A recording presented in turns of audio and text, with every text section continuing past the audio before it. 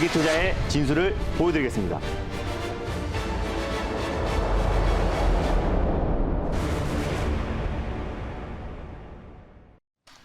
네, 여러분 안녕하십니까? 자, 오늘도 힘차게 달릴까 말까 시작하도록 하겠습니다. MBN골드 김준호 매니저와 함께하겠습니다. 매니저님 안녕하세요. 반갑습니다. 네. 참 장이 이번 주 시작과 동시에도 일단은 양시장 모두 하락폭을 좀 키워가고 있습니다. 또 이런 흐름에서 우리가 기다리는 건 바로 김준호 매니저님이거든요. 네. 김준호 매니저님이 또 괜찮은 종목들을 한번 눈여겨 보시는 것들을 말씀해 주시고 한번 우리 포트폴리오에 담아보는 전략을 이쯤에서 한번 또 미들맨으로 우리가 김준호 매니저를 봐야 될 것 같습니다. 먼저 유라테크 A프로부터 할 것 같아요. A프로부터 리뷰해 보겠습니다. A프로는 자 오늘 바로 2,500가까지 올랐고 지금 윗꼬리 달고 내려오고 있는데 이제 맞습니다. 이 시점에서 대응 전략은 어떻게 해야 될까요? 일단 뭐 A프로 같은 경우는 제가 이제 LG엔솔 상장 이유를 주목하자라고 말씀드리면서 제가 그 전에는 뭐 나라 AMD라는 종목을 소개해드렸잖아요. 그래서 LG엔솔 상장 이후에 우리가 주목해야 될 종목으로 A프로를 말씀을 드렸습니다. A프로 같은 경우는 충만 정지 그리고 테스트 장비를 LG엔솔의 95%를 공급하고 있다라고 말씀을 드렸었고 대표적인 2차 전지 장비 관련 종목이고 자회사를 통해서 A프로 세미컨을 통해서 또 지라갈륨 전력 반도체 개발 사업을 추진하고 있는 기업이다라고 말씀드렸습니다. 오늘 시장이 굉장히 좀 조정폭이 좀 커지고 있고 또 이번 주에 FOMC라든지 또 지정학적 리스크 또 그리고 LG엔솔 상장 관련돼서 좀 불확실성이 확대되고 있는 시점이기 때문에 오늘도 좀 시장이 좀 흔들리고 있지만 오늘 A프로 같은 경우가 이제 100% 무증 계획을 발표하면서 좀 큰 폭의 상승 흐름이 나와줬습니다. 그래서 제가 제시해드렸던 1차 목표가였던 4,100원, 41,000원도 돌파를 했고 2차 목표가로 말씀드렸던 45,000원도 돌파하면서 한 18% 이상의 좀 수익이 찍혔을 거라고 판단되고 있어요. 다만 시장이 굉장히 좀 불안정, 조정폭이 확대되고 있기 때문에 오늘의 상승폭을 좀 그대로 반납을 했는데 익절 라인대와 다시 한번 또 3차 목표가까지 다시 한번 제시해드리도록 하겠습니다. 익절가는 현재 지금 39,950원 라인대에 위치해 있는데요. 타이트하게 39,000원 라인대를 익절 라인대로 좀 잡고 대응하셨으면 좋겠고 그대로 2차 목표가 45,000원 잡아드리겠고요. 돌파 시에 49,000원까지 3차 목표가 제시해드리도록 하겠습니다. 수익 축하드립니다. 네, A프로 수익 축하드립니다. A프로 일단은 익절가 39,000원에서 대응하시면 될 것 같고요. 2차 목표가 45,000원 돌파 후 49,000원 3차 목표가까지 보시면 좋을 것 같습니다.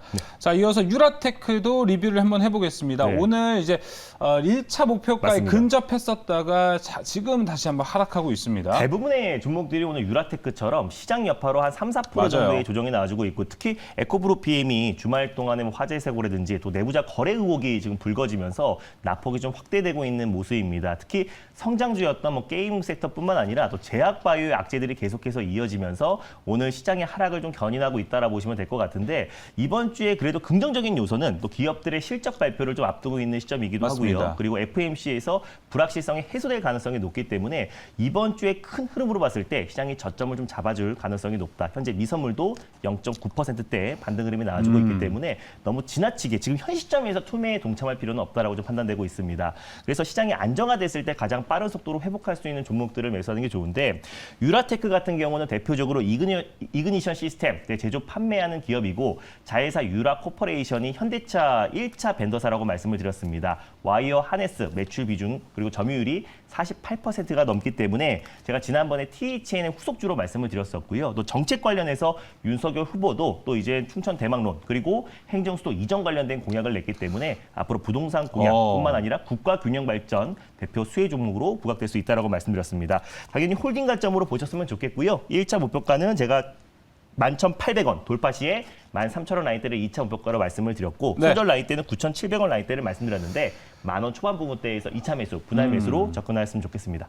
네, 유라테크 리뷰까지도 모두 해봤습니다. 추후에 이제 정책 모멘텀까지 보유하고 있기 때문에 일단 홀딩 전략이 유효할 것 같습니다. 자, 이렇게 두 종목 리뷰해봤습니다. 장이 힘들지만 저희라도 힘을 내서 시청자분들께 힘을 전달해 드려야 되거든요. 달릴까 말까 첫 번째 섹터 힘차게 만나보겠습니다. 공개해 주시죠. 네, 오늘 첫 번째 섹터로 소개해드릴 섹터는요. 바로 암호화폐 섹터를 첫 번째 섹터로 준비했습니다. 자, 오늘의 첫 번째 섹터는 바로 암호화폐가 공개가 됐습니다. 어제 좀 반등이 나오나 했었는데 비트코인이나 이더리움이 오늘 다시 흐름을 보니까 파란불을 켜고 있습니다. 이쪽 암호화폐도 녹록치는 않은 흐름인데 이 시점에서 우리가 어떻게 노려봐야 될지 확인 한번 해보겠습니다.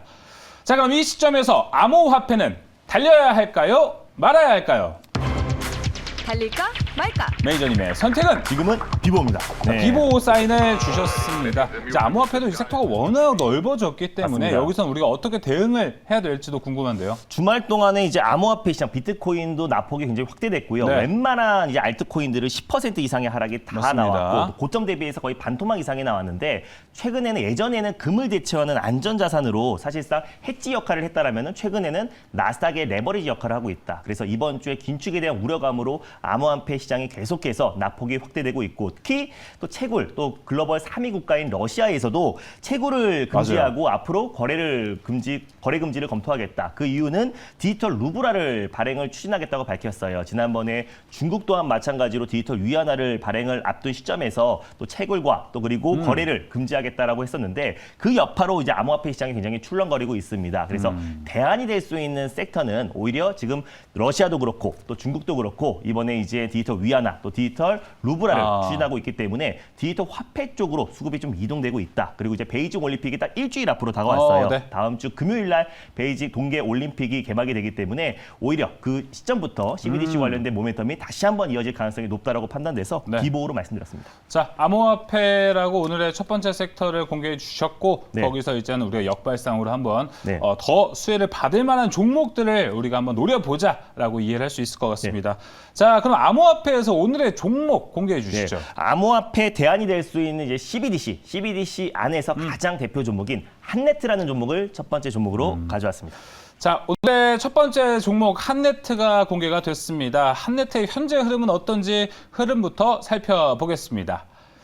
자, 오늘 이제 암호화폐에서 비트코인 쪽으로 이제 좀 네. 돌아가서 우회해가지고요. 한네트의 현재 흐름부터 먼저 봐야 될 것 같은데요. 1.69% 빨간불 켜고 있습니다. 9,620원에 거래가 되고 있는 한네트 투자 포인트 들어보겠습니다. 네, 중국은 2014년부터 이제 CBDC 상용화 목표로 만반의 준비를 끝마쳤고요. 다음 주 금요일 날 이제 베이징 올림픽이 이제 개막이 되면서 CBDC 상용화를 앞둔 시점입니다. 러시아까지 가세했고 또 미국 또한 CBDC 관련된 이제 속도를 낼 것으로 보여지고요. 또 OECD 국가들도 일제히 중앙은행에서 CBDC의 지금 추진을 위해서 계속해서 가속화되고 있는 모습입니다. 그래서 국내에서는 아직까지는 가장 대표적인 섹터가 한국컴퓨터 지주 관련 종목들이 CBDC 관련 테마주로 묶여 있다라고 말씀을 드렸고 한국컴퓨터 그룹 같은 경우는 1984년도에 금융 단말기를 국산화한 기업입니다. 그중에 13개의 계열사가 있고요. 5개의 기업이 국내에 상장된 기업이고 이 기업들이 다 CBDC 관련 종목들, 디지털 화폐 관련 종목으로 묶여 있다라 보시면 될 것 같아요.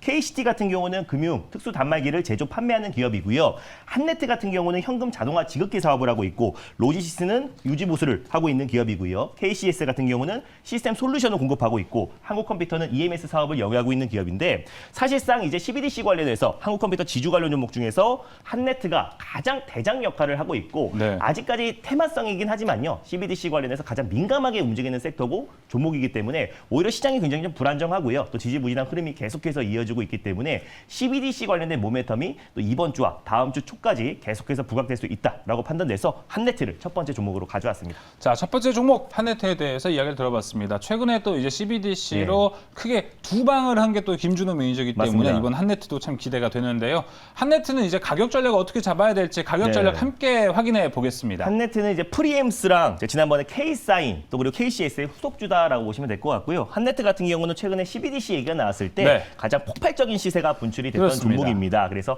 시장 여파로 살짝 주춤거리긴 했지만 다시 한번 2차 시세가 분출될 가능성이 높다라고 보고 있고 예. 직전 고점까지 일단 1차 목표가를 설정해 드리도록 하겠습니다. 1차 목표가는요. 1,500원을 1차 목표가로 돌파 시에 11,500원 라인대를 2차 목표가로 손절 라인대는 8,500원 라인대를 제시해 드리도록 하겠습니다. 네, 한네트 1차 목표가 1,500원, 2차 목표가 11,500원으로 바라보고 있습니다. 자, 이렇게 첫 번째 섹터에서 한네트 함께 살펴봤습니다. 이어서 달릴까 말까 두 번째 섹터 만나보겠습니다. 공개해 주세요. 네, 두 번째로 말씀드릴 섹터는요. 바로 반도체 장비 섹터를 두 번째 섹터로 준비했습니다. 자, 오늘의 네. 두 번째 섹터는 반도체 장비가 공개가 됐습니다. 반도체 장비가 이제 다시 한번 여기도 지금 네. 지정 확정 리스크가 없지 않아 맞습니다. 있기 때문에 여기도 다시 한번 살펴봐야 될 것 같은데요. 오늘 달릴까 말까를 통해서 함께 공부해 보겠습니다. 자, 그럼 이 시점에서 반도체 장비 달려야 할까요? 말아야 할까요? 달릴까 말까? 매니저님의 선택은 마찬가지로 비보입니다. 자, 마찬가지로 비보 사례를 주셨습니다. 네. 오늘 아무렇게나 손이 나갈 수가 없는 장입니다. 맞습니다. 네. 일단 뭐 시장이 안정화됐을 때 모든 섹터가 다 올라가진 않아요. 맞습니다. 그래서 지금부터는 종목을 잘 고르는 게 굉장히 중요하다고 보고 있고 지정학적 리스크 관련해서 주말 동안에 미려 외교 장관 회담이 있었습니다. 근데 뭐 큰 성과는 내지 않았지만 대화가 계속 이어간다라는 게 의미가 있고요. 네. 그리고 내일 우크라이나, 러시아 그리고 독일, 프랑스 4개국 정책 보좌관들의 파리 회동이 있습니다. 계속해서 대화가 이어지고 있고 아직까지 구체적인 결론은 나지 않았지만 최악의 국면을 지나간다. 그래서 미국에서 러시아의 통신 장비나 반도체 장비의 수출을 제한하겠다 압박 카드를 냈었는데 시장이 안정화되고 또 지정학적 리스크가 완화된다고 했을 때 반도체 섹터부터 그렇죠. 가장 빠른 속도로 회복할 수 있다고 판단돼서 일단 비보로 말씀드렸습니다. 네, 정말 지정학적 리스크가 그 어느 때보다 지금 우리나라뿐만 아니라 전 세계적으로 좀 커지고 있거든요. 네. 자, 거기서 또 빠르게 대응할 수 있는 건 또 반도체 장비라고 얘기해 주셨습니다. 자, 반도체 장비에서 오늘의 종목은 무엇일까요? 네, 오늘 두 번째로 소개해드릴 반도체 장비 관련 종목은요. 가장 대장주를 가져왔습니다. 바로 주성 엔지니어링을 두 번째 종목으로 소개해드리겠습니다. 자, 오늘 두 번째 종목은 주성 엔지니어링이 공개가 됐습니다. 주성 엔지니어링 최근 수익을 정말 많이 맞습니다. 봤었던 종목. 제 기억에 80%까지 봤었던 거의 것 따블 같은데요. 가까이 수익이 났던 종목이에요. 네, 주성 엔지니어링은 현재 흐름은 어떤지 살펴보겠습니다. 또 이 김준호 매니저가 정말 효자 종목으로 봤기 때문에 추후 아들 이름을 김주성으로 짓겠다 이런 얘기가 나올 정도로 주성 엔지니어링이 네. 효자 역할을 좀 했었는데 오늘 좀 약세를 보여주고 있습니다. 파란불 켜고 있고 2750원에 거래가 되고 있는 주성 엔지니어링입니다. 네, 일단 주성 엔지니어링은 반도체 디스플레이 전공정 증착 장비 관련해서 국내 대표 종목입니다. 특히 이제 반도체 제조 장비 관련해서 SCVD, 반도체 증착 장비 관련해서 세계 시장 점유율 1위 기업이고요. 고객사는 SK 하이닉스와 LG 디스플레이가 주 고객사다라고 보시면 될 것 같습니다. 네. 특이점은 이제 뭐 메모리 반도체, 뭐 D램이나 낸드 플래시뿐만 아니라 비메모리 반도체까지 범용 장비이기 때문에 앞으로 사용처가 굉장히 광범위하다라고 보시면 될 것 같고요.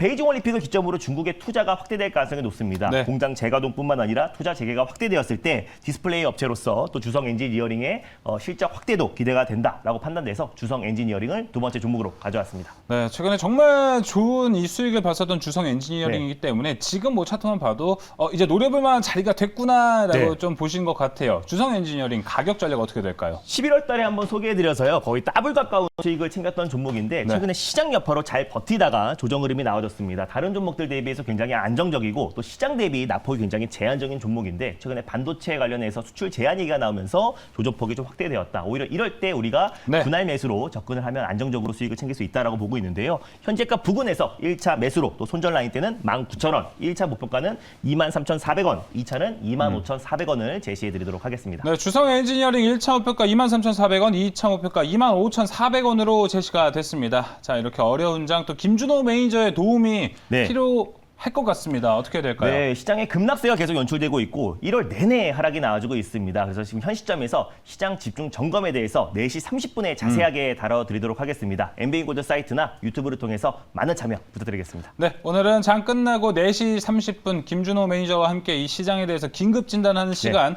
가져보면 좋을 것 같습니다. 오늘 달릴까 말까 준비한 소식은 여기까지입니다. 오늘 말씀 감사합니다. 감사합니다.